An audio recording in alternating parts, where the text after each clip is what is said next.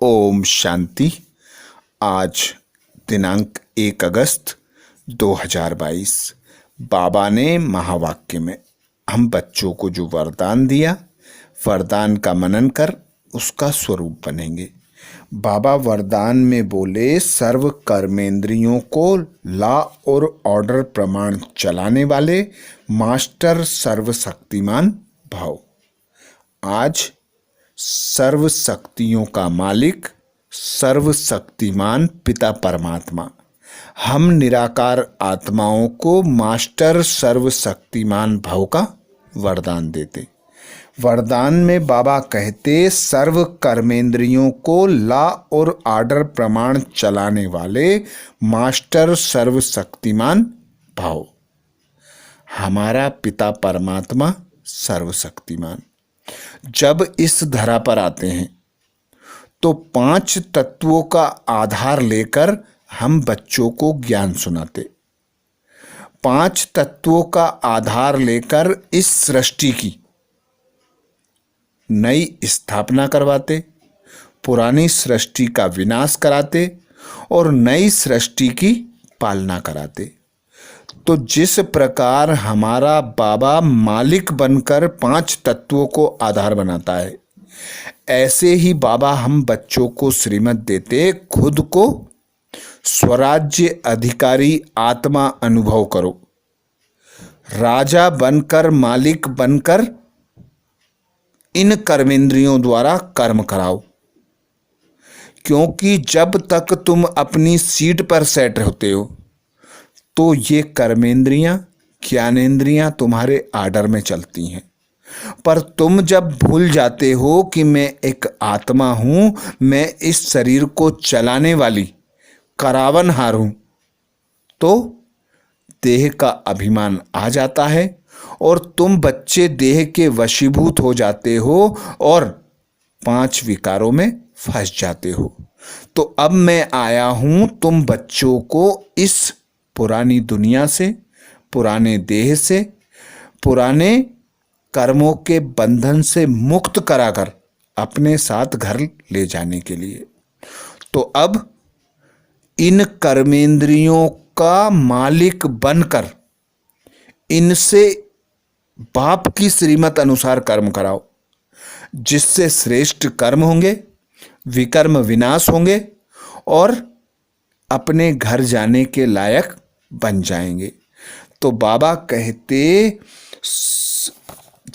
Master सर्वशक्तिमान राजयोगी वह है जो राजा बनकर अपनी कर्मेंद्रियों रूपी प्रजा को लॉ और ऑर्डर प्रमाण सर्वशक्तिमान राजयोगी बनकर चलाते हैं।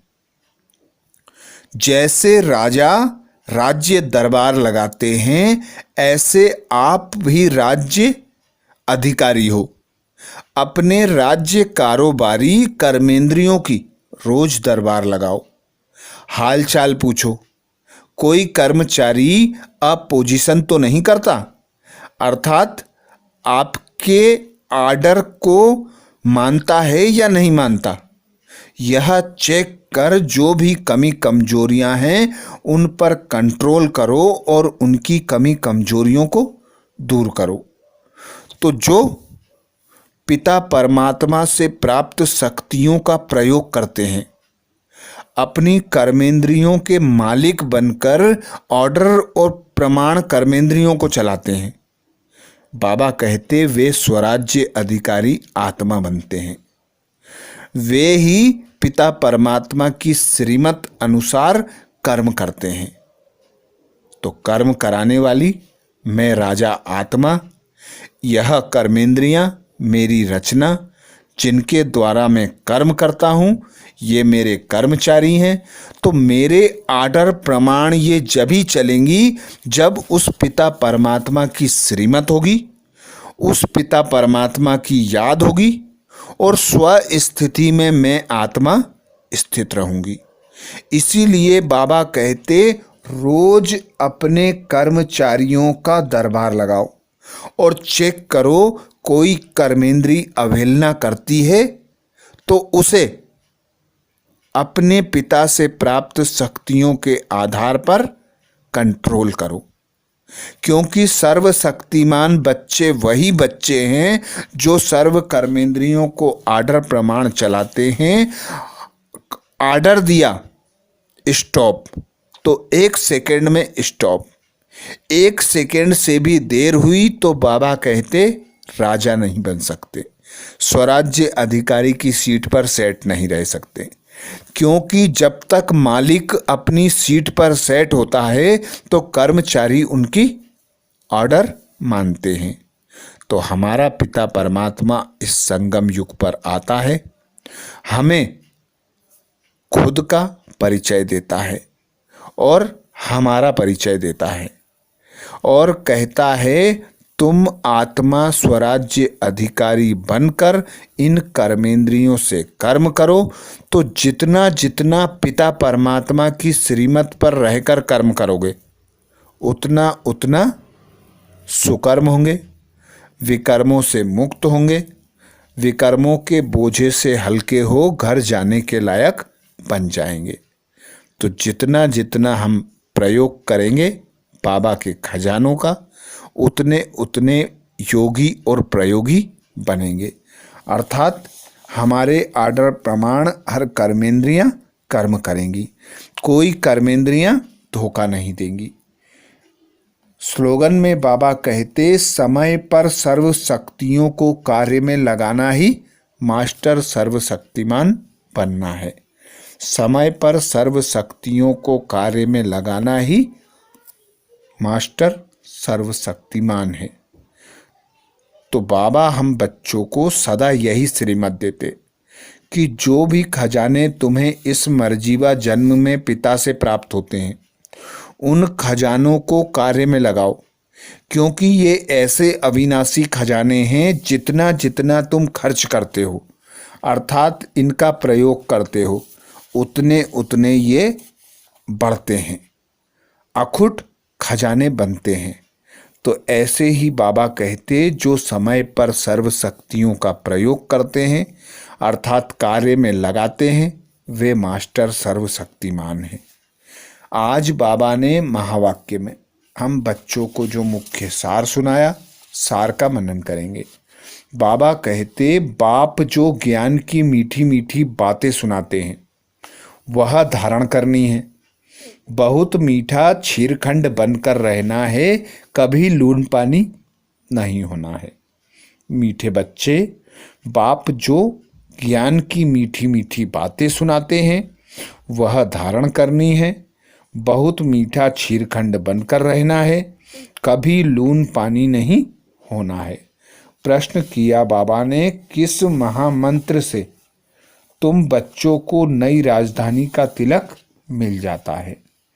किस महामंत्र से तुम बच्चों को नई राजधानी का तिलक मिल जाता है? उत्तर में बाबा कहते बाप इस समय तुम बच्चों को महामंत्र देते। मीठे लाडले बच्चे बाप और वर्षे को याद करो, घर गृहस्थ में रहते कमल फूल समान रहो तो राजधानी का तिलक मिल जाएगा। अगला प्रश्न किया बाबा ने, कहा जाता जैसी दृष्टि वैसी सृष्टि, यह कहावत क्यों है? उत्तर में बाबा समझाते इस समय के मनुष्य जैसे पतित काले हैं, काले हैं ऐसे अपने पूज्य देवताओं को लक्ष्मी नारायण राम सीता शिव बाबा को भी काला बनाए उनकी पूजा करते हैं, समझते नहीं इसका अर्थ क्या है, इसीलिए यह कहावत है। गीत सुनाया बाबा ने, मुखड़ा देख ले प्राणी जरा दर्पण में। धारणा के लिए मुख्य सार में बाबा कहते कोई भी काम, बाबा कहते कोई भी काम प्यार से निकालना है, क्रोध से नहीं। बाप की याद में सदा हर्षित रहना है, सदा देवताओं जैसे मुस्कुराते रहना है।